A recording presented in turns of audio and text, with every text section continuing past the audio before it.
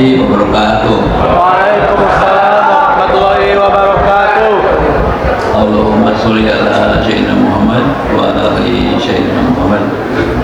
Alhamdulillah kita bisa berkumpul di tempat ini dengan semangat yang sama, ya. Sebelumnya para sesepuh, ajengan, kiai, para ustaz, para ketua harokah, para purnawirawan kita yang kita cintai, mujahid dan mujahidah sekalian semuanya, saya ingin menceritakan tentang masalah pemilu yang curang ini. Jadi pemilu curang ini bukan hanya sekarang dikerjakannya itu.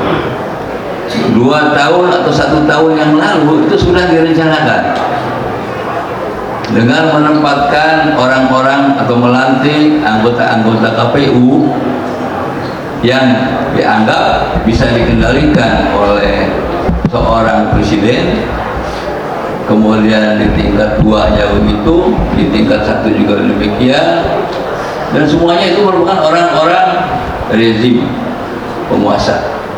Itu jangan dilupakan, ya. Jadi tidak salah kalau sekarang ada pengaduan ke sana ke sini, ya, mentok bahwa rezim sekarang ini sudah menutup pintu konstitusi. Kita mau demo ke DPR misalnya, ya, di Jakarta.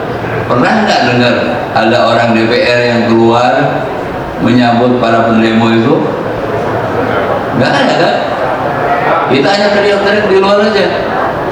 Para wakil partai itu, saya sebut wakil partai aja, ya, karena memang tidak ada wakil rakyat lagi sekarang. Tidak ada yang keluar. Ini kan gila. Kita yang membayar mereka, kita yang memberikan fasilitas mereka, dan gedung itu adalah gedung kita, gedung rakyat. Tapi kita mau masuk nggak bisa. Ya, kita sering juga demo di depan gedung sate. Milik siapa gedung sate itu? Kan milik kita semua. Apakah pernah ada gubernur datang nyaturan kita? Apakah pernah ada pejabat di bawahnya yang datang menghampiri kita? Nggak pernah ada juga. Jadi demo itu sebenarnya dibiarin aja. Tapi kalau kira-kira agak galak, baru datang polisi atau tentara, ya. Mudah-mudahan di sini juga ada perwakilan dari TNI dan perwakilan dari kepolisian, ya. Apakah itu Intel ataukah itu yang bukan. Saya senang sekali, ya. Jadi inilah kondisi negara kita sekarang. Nah, kembali ke pemilu curang, itu kita lihat sebelumnya sudah ada. Kita nggak cerita lagi sebelumnya, ya, bagaimana rezim ini mempengaruhi atau membuat supaya paslon pilihannya itu menang. Nah, pada saat pemilu itu kecurangan ada, tapi nggak terlalu banyak, ya, pada saat itu, karena saksinya masih lengkap. Ada beberapa tempat nggak ini. Yang parah itu setelah pemilu, pada saat perhitungan, itu sistem atau program yang dibuat oleh para ahli IT kita direkayasa, dibikin lagi supaya bagaimanapun inputnya tetap aja yang menangnya yang dia pilih, ya. Bahkan tanggal 15 Februari sebelum pilpres, sebelum pemilu, itu pemenangnya udah tahu, ya. Saya kemarin mendengarkan orkesnya Bambang Wijayanto dengan ada seseorang ahli IT.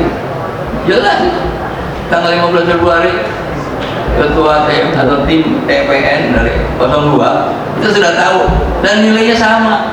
dengan yang diinginkan oleh para surveyor. Dan surveyor sama juga dengan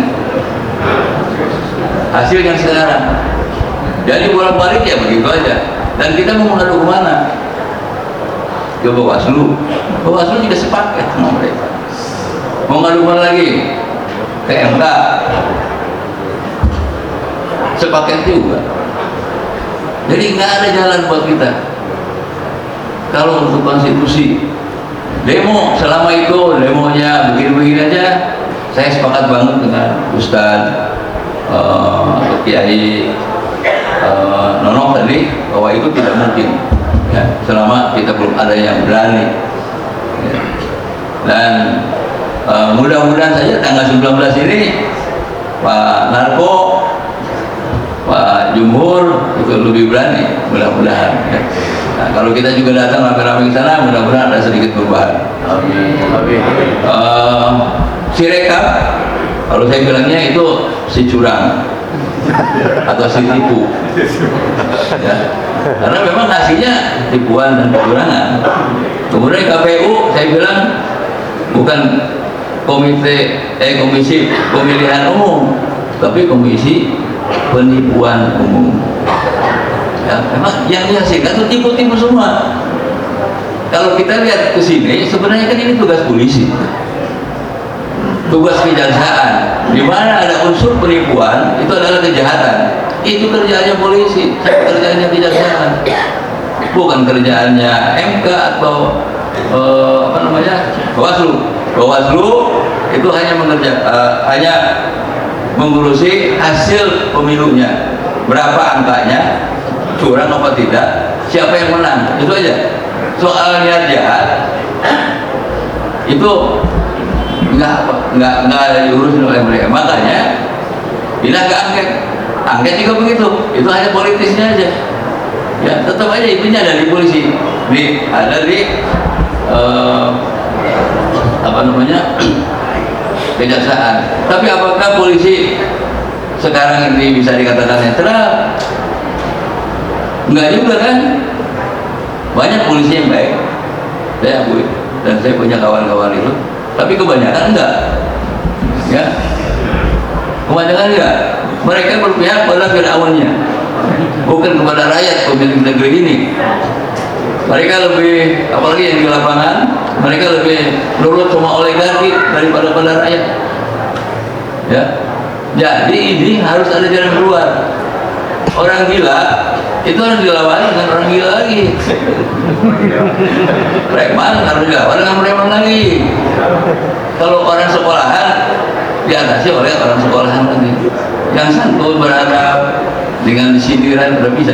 Kalau ini kan disindir, diprotes supaya turun, supaya mundur. Udah malunya udah nggak ada.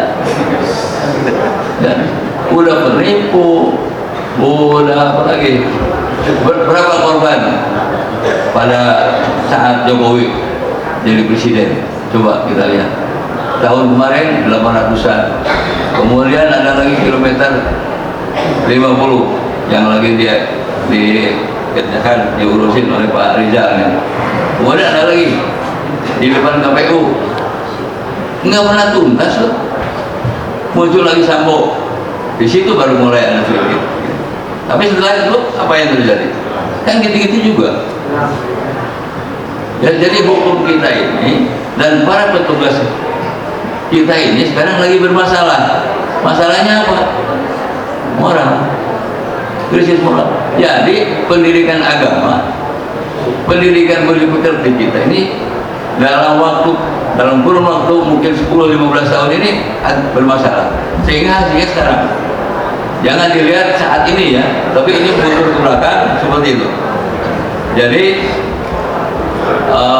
kesimpulannya bahwa tidak ada jalan konstitusi yang bisa kita tempuh.